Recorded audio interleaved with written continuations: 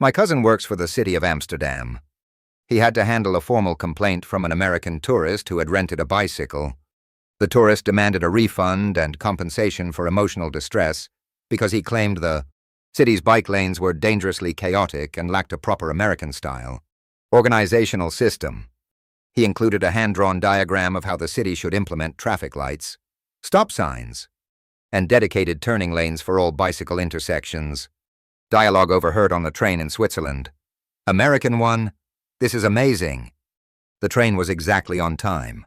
American 2, it's creepy, right? Like, how do they do it in New York? The train being 15 minutes late is part of the experience. American 1, they must have some crazy AI running everything. There's no way humans can be this organized. It's not natural. American 2, totally. I bet they're miserable. All this efficiency must be terrible for their mental health. No spontaneity. I witnessed an American couple arguing with a concierge at a high-end hotel in Kyoto. They were furious because the bidet in their room had too many buttons and no English instructions. The husband slammed his fist on the counter and yelled, "This is a 5-star hotel. We shouldn't need an engineering degree to use the toilet. What if I push the wrong button and it doesn't stop? Am I supposed to just sit there and drown?" The concierge's face was a perfect mask of polite, unblinking terror. An American exchange student in my Italian literature class in Bologna was convinced our professor was a fraud. Why? Because the professor insisted that spaghetti and meatballs is not a real Italian dish. The student stood up in class and said, "My grandmother is 100% Italian from New Jersey, and she's been making it for 50 years. Are you saying my entire childhood is a lie?" He then accused the professor of being out of touch with modern Italian-American heritage. I was on a guided tour of the pyramids in Egypt. An American woman kept asking the guide about the amenities. The guide was confused. She clarified, like, did the pharaohs have good security systems? Was there a homeowners association to manage the pyramid complex? What were the annual property taxes like? I'm thinking of buying a timeshare in Florida, and I'm just trying to compare. An American expat in our London office refused to use the metric system not just for personal use, but for official company reports. He'd submit financial projections in feet, pounds, and gallons. When our boss told him the UK officially uses the metric system, he replied, "I'm an American. My brain operates in freedom units. Forcing me to use the metric system is a violation of my cultural identity and creates a hostile work environment. I've already spoken to HR about it." At a beautiful, quiet Onan hot spring in rural Japan, the peaceful silence was broken by an American yelling into his phone. He was live streaming. "What's up, guys? Chad Man here. Coming at you live from a Japanese jacuzzi. Smash that like button. We're about to get this party started." An elderly Japanese man calmly walked over, took the phone, turned it off, and handed it back with a silent, unyielding stare. The streamer was speechless for the first time in his life. I work in customer service for a Scandinavian airline. I got a call from an American who wanted to book a flight for his dog. He didn't want to put the dog in cargo. He wanted to buy it a seat. I explained that was fine, but the dog had to stay in a carrier.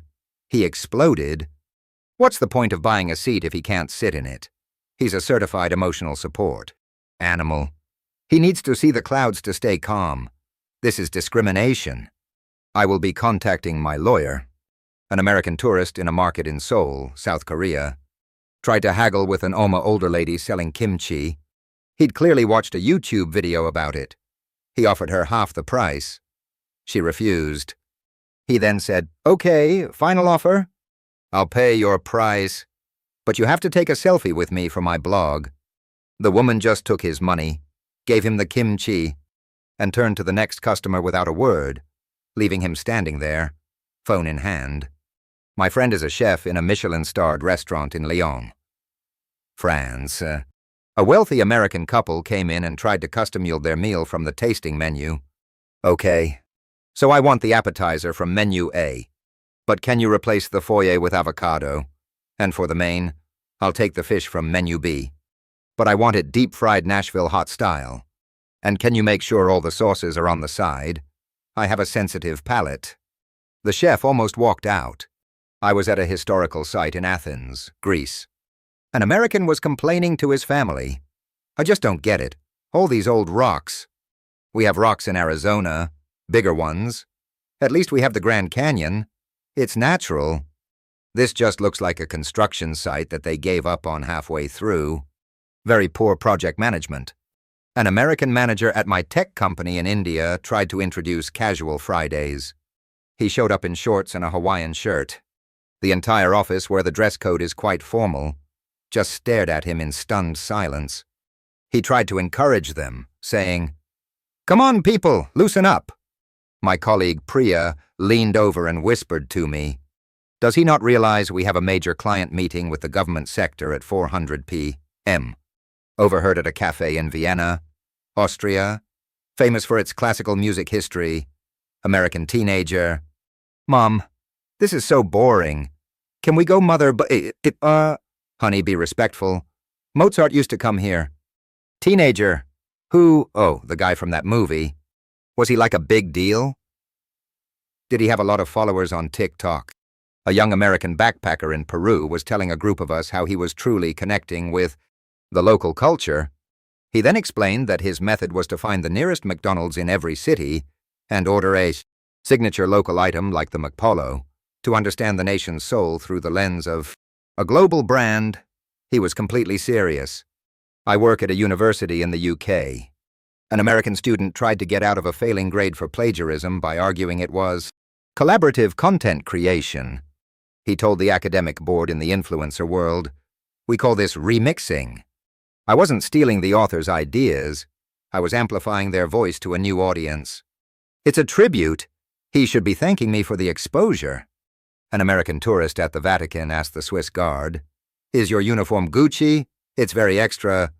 My nephew is really into high fashion and he would love this.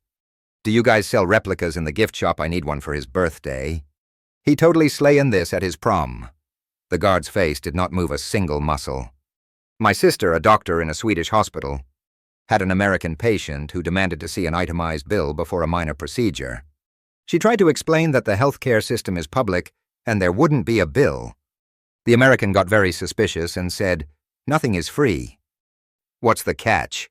Are you using cheaper socialist-grade equipment on me?" "I demand the premium capitalist-level care. I have insurance." At a wine tasting in the Bordeaux region of France, the sommelier was explaining the complex notes of a vintage. An American in the group swirled his glass, took a big gulp, and loudly announced, "I'd give it a 7. It's a bit dry. You know what this would be great with? A handful of ice cubes and a splash of Sprite. That's how we do it back in Texas. Really opens up the flavor." A collective gasp went through the room. An American was trying to get a SIM card in a phone shop in Lisbon. The employee asked for his passport for registration, which is standard procedure. The American refused, saying, "That's a violation of my privacy, under the U.S. Patriot Act. I don't have to show my ID for a phone. You're treating me like a criminal. I want to speak to your manager about your country's draconian policies." I was hiking in the Scottish Highlands. I met an American family who were completely lost. They showed me their phone. They had typed Ben Nevis into Apple Maps and were trying to follow the driving directions on foot. The lady on the phone told us to make a left, but there's just like a cliff here. This app is terrible in your country. An American company bought the small Danish firm I work for. The new CEO flew in from California and held an all-hands meeting. He said, "I know you Danes value work-life balance. So, to show our commitment, we're installing a ping-pong table and offering free kombucha on tap. Who's ready to join the family and crush it? We just wanted to keep our 6 weeks of vacation and go home at 400 p.m. A tourist in Iceland was furious that his Northern Lights tour was cancelled due to heavy cloud cover. He went to the tour office and demanded a refund, plus damages. "You advertise the Northern Lights? It's your product. Your failure to deliver the product is a breach of contract. I don't care about the weather. That's your problem to solve. In America, the customer is always right. I was working at a zoo in Australia. An American visitor came up to me looking very concerned. He pointed at the koala enclosure and said, "Mom, I don't want to alarm you, but I think your bears are broken. They haven't moved in 20 minutes. You should probably call a technician to see what's wrong with their batteries." An American student in my Spanish class in Madrid argued with the professor about gendered nouns. Why is a table feminine but a book is masculine? It makes no sense. It's illogical and frankly, it's kind of sexist. We should just get rid of it. English is so much more efficient. Can't we just agree to use L for everything to simplify it? At a tailor shop in Hoi An, Vietnam, an American was trying to explain the suit he wanted. He didn't have a picture. Instead, he was acting out scenes from the movie The Wolf of Wall Street. You know that power suit Leonardo wears? I want to walk into a room and feel like I own it. It needs to scream money. Can you make me a suit that screams money? The tour just nodded slowly. I overheard a conversation in a Berlin techno club. An American was yelling to his friend over the music. "This is cool, but the DJ isn't taking requests." I went up and asked him to play Sweet Caroline to get the crowd going, and he just stared at me. What kind of club doesn't take requests? It's really unprofessional. My friend works at a car rental agency at the airport in Rome. An American tried to rent a Ferrari. When my friend told him the security deposit was $5,000, the man scoffed and said, "I don't think you understand. I have over 100,000 followers on Instagram. If you give me the car for free, I'll post a picture of it and tag you. The exposure you'll get is worth way more than $5,000. It's a business opportunity for you." An American tourist in a quiet English village library started talking loudly on his phone. The librarian politely shushed him. He replied at full volume, "This is a public space. I can talk if I want to." This is exactly the kind of oppression our founding fathers fought against. The freedom to speak your mind. The librarian just pointed to the quiet please sign. He grumbled, "Fascists." I was on a flight from Tokyo to LA. An American woman called the Japanese flight attendant over and complained about the passenger next to her. "He's been sleeping for hours and he's really quiet. It's making me nervous." "Is he okay?"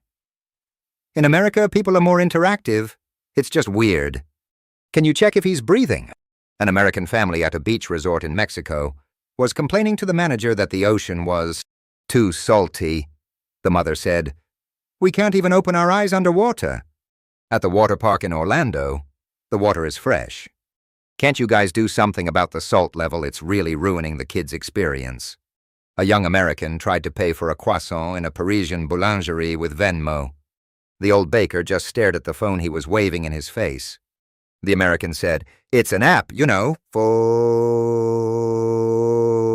money? Don't you guys have apps here?" He then tried to explain the concept of digital payment to a man who had been baking bread since before the internet was invented. I was a ski instructor in Whistler, Canada. An American from Florida signed up for an advanced lesson on the ski lift. He asked me, "So, is the snow real or is it made by machines?" It feels colder than the snow at the Disney World Christmas Parade. I just want to make sure I'm getting the authentic Canadian experience I paid for. My cousin works in a hotel in Montreal. An American guest called the front desk to complain that the concierge was speaking French to another guest on, "I'm sorry, Pam, but this is North America. We speak English here. It's incredibly rude and exclusionary for your staff to be speaking in code like that in front of me. It makes me feel unwelcome and frankly unsafe. I'd like to file a formal complaint about your non-English speaking staff." My cousin had to explain that he was in the French-speaking province of Quebec. My friend is one of the King's Guards at Buckingham Palace, the ones in the red coats and bearskin hats. He told me an American tourist once stood right in front of him and instead of taking a picture, started asking questions as if he were a celebrity reporter. "So, what's Charles really like? Does he leave the toilet seat up? Is it true what they say about him?" And Camilla blinked once for yes, twice for no. My friend, of course, remained perfectly still, which the tourist interpreted as a vow of silence, and then loudly proclaimed, "This guy knows everything." I witnessed an American tourist get a parking ticket in Munich. He flagged down the police officer who wrote it and began to argue, not about his innocence, but about the logic of the law itself. Look, officer, I understand the sign says no parking, but there's clearly enough room for my car. It's an inefficient use of space. Back home, a cop would appreciate my spatial reasoning. This is just rigid thinking. Can't you just be cool about it? The German officer just stared, pointed at the ticket, and said, "The rules are the rules. Pay the fine," before walking away. While working as a server in a high-end sushi restaurant in Tokyo, an American businessman finished his meal, declared it the best he'd ever had, and then tried to hand the sushi chef a 10,000 yen note as a tip. The chef politely refused with a bow. As tipping is considered an insult, the American wouldn't take no for an answer. "No. You earned this, buddy. Don't be shy." He tried to stuff the money into the chef's pocket. The chef looked genuinely horrified, and the restaurant manager had to rush over and delicately explain that the man was deeply offending their master craftsman. I was a guide for a safari in the Serengeti. An American couple on their honeymoon were complaining on the second day. The husband pulled me aside and said, "Listen, the pacing on this thing is a little slow. We've been driving for 3 hours and have only seen zebras and a few giraffes. Can we get to the park with the lion kill? We have dinner reservations back at the lodge. Is there any way you can, radio ahead and get the animals to do something exciting for us?" He thought nature operated on a bahiki. Schedule like a theme park show.